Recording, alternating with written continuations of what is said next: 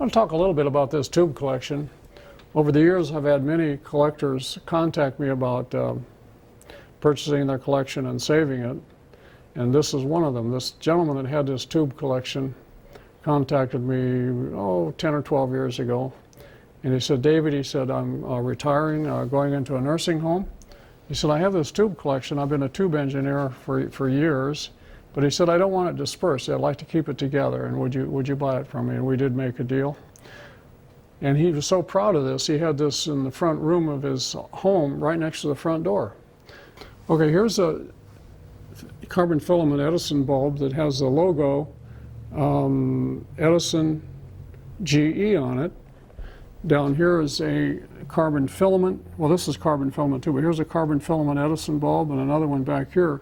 The first bulbs were carbon filaments. They didn't last very long, but that was the way he invented the tube. You know, he went through 10,000 designs before he found a vacuum tube that would, well, it was a vacuum tube light bulb, that the filament wouldn't burn out immediately. He said, well, it wasn't a failure. He said, I found out 10,000 things that didn't work. The next one worked. We're just going to do a slow scan here of these tubes and light bulbs. I'm not going to identify them for you as we go along. Actually, I could not. There's an old insulator over here to the right. And there's a telephone breastplate, microphone breastplate from World War II. These have been displayed by the gentleman I got these from in a nice plexiglass case.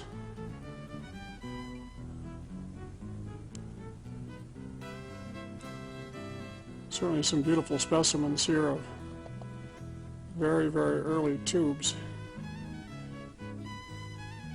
These two right here are Edison tubes, Edison filament, carbon filament lamps, actually.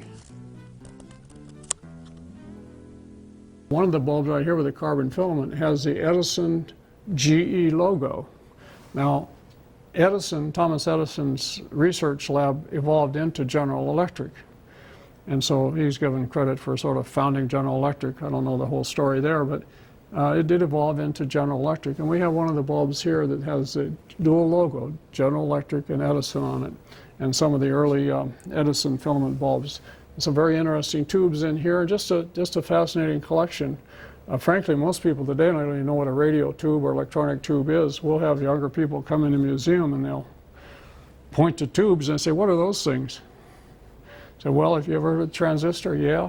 Well, this was before transistors. We had vacuum tubes that did amplification and so forth. So we're real proud to have this tube collection here from a fellow in Chicago. It's got some very historic light bulbs and tubes both.